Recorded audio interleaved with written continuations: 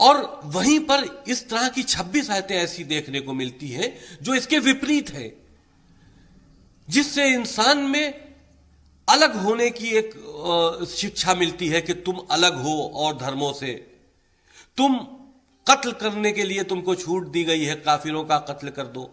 یہ تمام چیزیں ہیں جو ہم نے اپنی پی آئی ایل میں سپریم کورٹ میں داخل کی ہے. پہلے ہم نے تو 57 مسلم آرگنائزیشنز کو پتر لکھا تھا کہ آپ اس پر وچار کیجئے. یہ جو 26 آیتیں ایسی ہیں جو مدرسوں سے لے کے ہر جگہ بچوں کو پڑھائی جاتی ہے، کیونکہ اسلام کی پڑھائی، بیسک پڑھائی جو ہے وہ قرآن مجید ہے، جو چھوٹے سے بچے کو پڑھانا شروع کیا جاتا ہے. اگر وہ بچہ اس طرح کی چیزوں کو پڑھے گا تو آگے جا کر وہ کسی نہ کسی کٹر پنتھی مانسکتا کا شکار ہو جاتا ہے، یا کہیں نہ کہیں کسی آتنکی سنگٹھن سے مل جاتا ہے، کیونکہ وہ ان باتوں کو مذہبی حساب سے جائز سمجھتا ہے کہ ہم جو بھی کر رہے ہیں اللہ کے لیے کر رہے ہیں، ہم کسی کا قتل کر رہے ہیں تو اللہ کے لیے کر رہے ہیں. تو یہ وہ بیسک چیز ہے جس کو ریموو ہونا چاہیے. لیکن یہ دھرم سے جڑا معاملہ نہیں ہے، یہ دھارمک آستھا سے جڑا معاملہ نہیں ہے، یہ دھرم کا معاملہ نہیں ہے، یہ آتنکی شکشا کا معاملہ ہے، ہماری دیش کی سرکشا کا معاملہ ہے.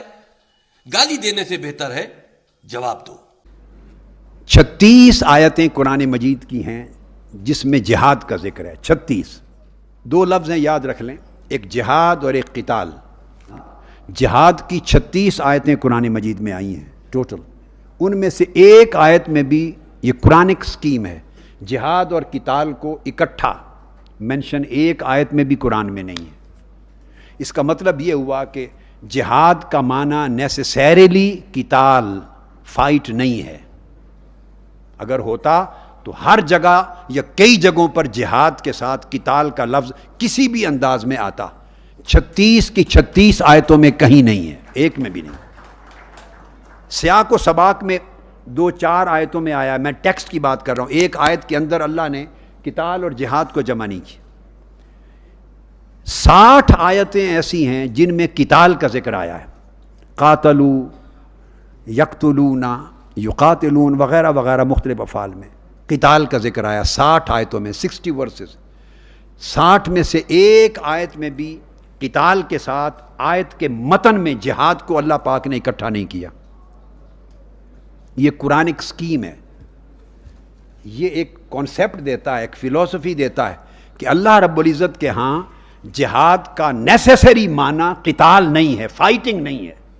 جہاد ایک براڈر ٹرم ہے، جیسے عبادت. اس عبادت میں نماز پڑھنا بھی شامل ہے، اور کسی کو ٹھوکر نہ لگ جائے تو پتھر بھی راستے سے ہٹانا بھی شامل ہے، اور کتا مر رہا ہو تو اس کو پانی پلا کے زندہ رکھنا بھی شامل ہے. یہ بھی عبادت ہے، یہ عمل ہے. اور کسی کو مسکرا کے مل مرنا اور اس کا دکھ دور کر دینا، یہ بھی اسی عبادت میں شامل. اور ایک نماز ہے تو نماز ایک پرٹیکولر ایکٹ ہے. تو گویا نماز میں ساری عبادت نہیں ہے، نماز ایک عبادت ہے، فرض ہے. بڑا براڈر اسپیکٹرم رکھتا ہے عبادت کا لفظ. اس طرح جہاد کا اسپیکٹرم بڑا براڈ ہے. جہاد بالسیف بھی ہے، اس کی میں بعد میں بات کرتا ہوں. تو جہاد سب سے پہلا بن نفس ہے. نفس کی بری خواہشات کو چینلائز کرنا، کنٹرول نہ کرنے دینا، اور ان کو لیگل طریقے سے فلفل کرنا. جہاد بن نفس بھی ہے، تزکیہ نفس. جہاد بالعلم بھی ہے، علم کو پھیلانا، یونیورسٹیز قائم کرنا، کالجز قائم کرنا، سکولز قائم کرنا، علم کو ہر جگہ پھیلانا، سوسائٹی کو ایجوکیٹ کرنا بھی جہاد ہے. جہاد بالعلم، جہاد بالعمل، سوشل اکنامک ریفارمز اور سٹرگل، جد و جہد، سوسائٹی کو اپ بلڈ کرنا بھی جہاد ہے. پھر جہاد بالمال، چیریٹی، خیرات، غریبوں کی مدد، ان کے اکنامک ڈیڈ لاک کو ریزالو کرنا، یہ سارے ایکٹس یہ بھی جہاد ہیں. تو جہاد کا کنسیپٹ وسیع ہے. 4 قسمیں ہو گئیں: جہاد بالنفس، جہاد بالعمل، جہاد بالعلم، جہاد بالمال. 4. 5ویں قسم ہے جہاد بالسیف، وہ قتال، جس کو ہم فائٹنگ کہتے ہیں، وہ قتال کہتے ہیں، جو وار، وہ lawful war, just and lawful war. اس 5ویں قسم کی پھر شرائط ہیں. وہ شرائط کیا ہیں؟ یہ بڑا امپورٹنٹ ہے. وہ جہاد جس کو ہم قتال کہتے ہیں، جس کا یہ نام لیتے ہیں اور کہتے ہیں کہ یہ جہاد کر رہے ہیں، ہم جو گن چلا رہے ہیں، اس جہاد کا کانسیپٹ یہ ہے کہ اس کی 4 صورتیں، قتال جس کو کہہ رہے ہیں ہم قتال، اس کی جو صورتیں ہیں جو بیان کی گئی ہیں وہ اللہ رب العزت نے ان کی صورتیں بنائیں. پورے قرآن کو الحمد سے والناس تک پڑھ لیں اور حضور علیہ السلام کی 23 برس کی پوری سیرت طیبہ کو پڑھ لیں. میں اتھارٹی کے ساتھ یہ بات کر رہا ہوں. I am responsible for that. قرآن اور حدیث، سنہ اور سیرہ، 4 شکلیں ہیں کل اس جہاد بالقتال کی، جہاد بالسیف کی، جو قرآن بیان کرتا ہے. اگر کسی کا دین و مذہب قرآن اور سنت رسول سے نکلا ہے تو اس کو ان کا پابند ہونا ہے. اگر اس کا مذہب اور آئیڈیالوجی قرآن اور سنت رسول سے خارج ہے پھر وہ ذمہ دار ہے، وہ پھر خود کو مسلمان نہ کہے اور اس کو جہاد نہ کہے، اسلامک آئیڈیالوجی نہ کہے. پہلی جنگ ہے ڈیفینسو وار. دشمن آپ پر حملہ کر دے، آپ کو رائٹ آف ڈیفینس ہے. اس کو UN بھی مانتا ہے، انٹرنیشنل لا مانتا ہے. غزوہ احد ڈیفینسو وار تھی. آپ کے اوپر حملہ کرنے کے لیے افواج پہنچی تو شہر مدینہ کے بارڈر پہ ڈیفینسو وار لڑی. دوسری قسم ہے وہ بھی ڈیفینسو وار کی ہے مگر پریمپٹیو ڈیفینس کی وار ہے. پریمپٹیو ڈیفینس کی وار. غزوہ بدر، غزوہ خیبر، غزوہ حنین اور غزوہ تبوک، یہ 4 جنگیں اس کیٹیگری میں آتی ہیں. وہ کیا ہیں کہ دشمن آپ پر حملے کی تیاری مکمل کر چکا ہے، دشمن اٹیک کرنے والا، فوجیں جمع ہو چکی ہیں، آپ کو کنفرم ہو گیا، کوئی شک اور شبہ ہی نہیں رہا. enemy is about to attack you، وہ کرنے والا ہے. تو آپ سوچتے ہیں کہ اپنے ملک کی بارڈرز کے اندر رہ کر ڈیفینس کریں، وہ پہلے ہو گیا، یا باہر نکل کر دشمن کی لینڈ کے قریب جا کے ڈیفینس کریں، اپنا پریمپٹ کریں تاکہ اسے حملہ کرنے کا موقع نہ ملے. یہ ڈیفینس کی ایک وار ہے جو پریمپٹیو ڈیفینس ہے. یہ 4 جنگیں بدر، خیبر، حنین اور تبوک اس کیٹیگری میں ہوئی. اس کی پوری تیاری کے بعد آپ نے اس کو روکا. تیسری قسم ہے ریپلشن آف اگریشن، جہاد کی ریپلشن آف اگریشن. وائلنس ہو رہا ہے وہاں کے کمزور شہریوں پر، مسلمانوں پر، وہ قریب ہیں آپ کے ساتھ، حدیں ان کی ملتی ہیں، آپ کے اوپر لائبلٹی ہے، ظلم ہو رہا ہے، ہیومن رائٹس ابیوز ہو رہے ہیں، دہشت گردی ہو رہی ہے، قتل و غارت گری ہو رہی ہے، ان کو کوئی حفاظت دینے والا نہیں، وہ چیخ رہے ہیں، پکار رہے ہیں.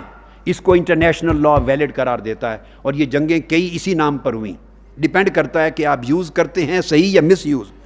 تو یہ جو ریپلشن آف ایگریشن میں ہے یہ جنگیں ہیں. اور یہ جنگیں آقا علیہ السلام نے کئی مرتبہ ان جنگوں میں انوالو ہوئے اور اکثر جنگ کی نوبت نہیں آئی، پیس ٹریٹی ہو گئے. تو اس میں دمرا کے لوگوں کے ساتھ یہ جنگ ہوئی، پیس ٹریٹی ہو گیا. بنو زرع کے ساتھ یہ میٹر آیا، بنو نجران کے ساتھ آیا، بنو تیمہ کے ساتھ آیا، بنو جنبا کے ساتھ آیا، بنو حینا کے ساتھ آیا، بنو مکنا کے ساتھ، بنو ایلا کے ساتھ، بنو جربا کے ساتھ، بنو ازرو کے ساتھ، بنو تہامہ کے ساتھ، بنو غفار کے ساتھ، بنو خشخاش کے ساتھ. یہ میں نے اس لیے نام گنے کہ یہ کسی کو بتایا ہی نہیں جاتا، پتہ ہی نہیں ہے ان چیزوں کا، نہ پڑھایا جاتا ہے. یہ وہ جنگیں ہیں جہاں انوالو ہونا پڑا مگر موسٹلی جنگ نہیں ہوئی. پیس ٹریٹی کو پریفر کیا آقا علیہ السلام نے، پیس ڈائنامکس کو، اور ان کو ظلم سے کمزور طبقات کو محفوظ کر لیا، ظلم سے ایگریمنٹ اور ٹریٹی کے ذریعے. اور چوتھی قسم ہے breach of treaty of peace.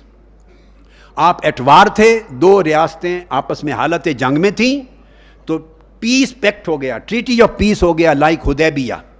تو 10 ایئرز کا پیکٹ تھا، نو وار پیکٹ فار 10 ایئرز حدیبیہ کا. مکہ کی ریاست نے خود اس ٹریٹی آف پیس کو توڑا. جب توڑ دیا تو ریسٹور ہو گئی آپ کی اوریجنل سٹیٹ آف وار. جب ریسٹور ہو گئی تو آپ کے خلاف جب وہ ایکٹ کریں گے تو آپ کو اجازت ہے، تب فتح مکہ ہوا. اگر وہ نہ توڑتے مکہ والے تو حضور علیہ الصلوۃ والسلام نے 10 ایئرز کا ٹریٹی آف پیس کر لیا تھا، سائن کر دیے تھے. یہ چوتھی صورت ہے. اب میں پوچھتا ہوں دہشت گردوں سے اور دہشت گردوں کے ہمدردوں سے اور دہشت گردی کی حوصلہ افزائی کرنے والوں سے اور ہر روز ٹی وی چینل پہ بیٹھ کر کہنے والوں سے کہ دہشت گردی کی جنگ کسی اور کی جنگ ہے، اور ان کے سمپتھائزر سے اور ان کو آئیڈیالوجی سپورٹ کرنے والوں سے پوچھتا ہوں، مجھے بتائیں یہ کل قرآن اور سیرت نبوی کا خلاصہ ہے. دہشت گرد کون سا جہاد کر رہے ہیں، کس کیٹیگری میں آتا ہے؟ جواب دیں، کس کیٹیگری میں آتا ہے؟ یہ جہاد کی کون سی قسم میں ہے؟ اس کا سنت رسول کی کس اینگل کے ساتھ تعلق ہے؟ اس کا سیرت رسول کے 23 برس میں کس کیٹیگری کے ساتھ تعلق ہے؟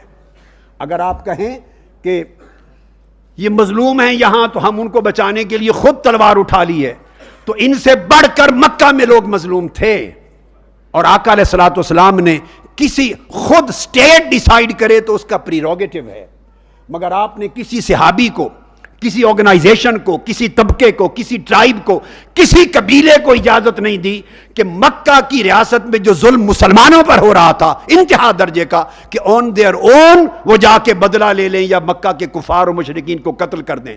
جب 10 برس میں اسٹیٹ نے ایکٹ کیا تو کیا خود، because holy prophet was head of the state, he himself took the decision، انہوں نے اسٹریٹجی بنائی، مگر صحابہ کرام سے بڑھ کر ایمان آ گیا ہے آپ لوگوں کا؟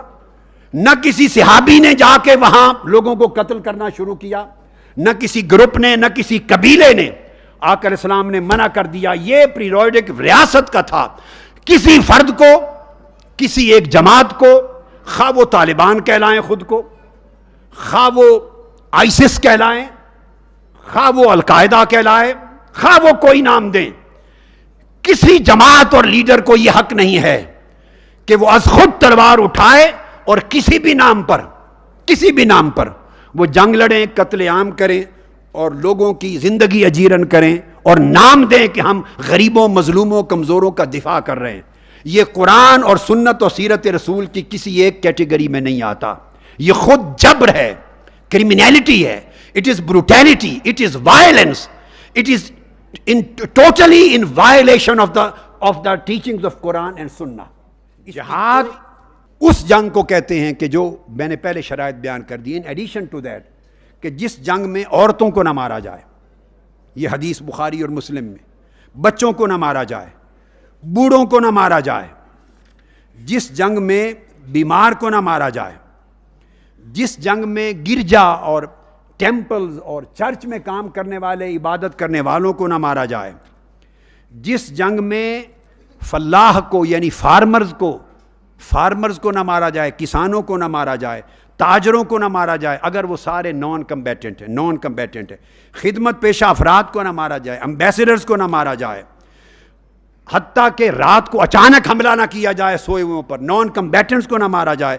یہ ساری شرائط بیان کر کے بنیادی چیز یہ انہوں نے واضح فرمائی کہ یہ حکم اس لیے ہے، یہ حکم کہ اگر کسی جنگ میں نان کمبیٹنٹ سیولینز اور یہ طبقات مارے جاتے ہیں تو حضور علیہ السلام نے کیٹیگوریکلی فرما دیا کہ اس کو کسی بھی ٹائٹل میں جہاد کا نام نہیں دیا جا سکتا۔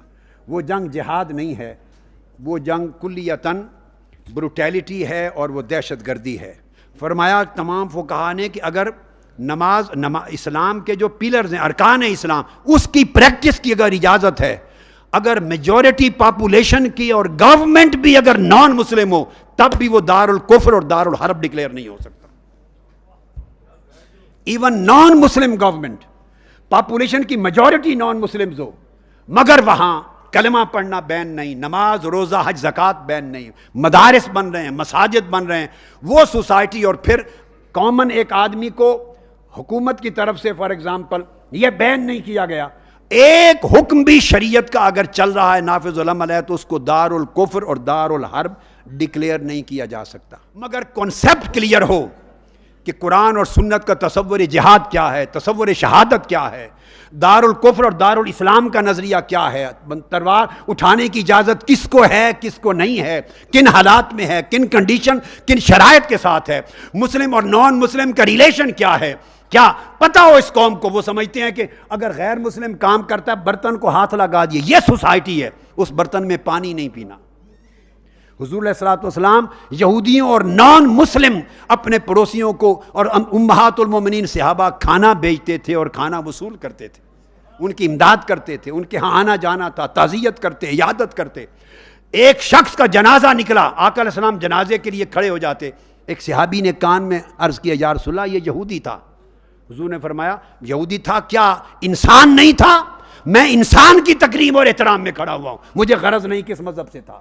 تو رسول پاک کا جو دین ہے، جو آقا علیہ السلام لے کر آئے، جس دین میں نرمی ہے، محبت ہے، اعتدال ہے، برداشت ہے، جس دین میں انسانیت کا احترام ہے، ہم اپنے من گھڑت مذہب اور من گھڑت نظریے کے فروغ سے تائب ہوں، اور قرآن و حدیث اور رسول پاک صلی اللہ علیہ وسلم نے جو دین امت کو عطا کیا اور جس کی وجہ سے اللہ نے انہیں رحمت للعالمین کا لقب عطا کیا، اس دین کو اپنائیں،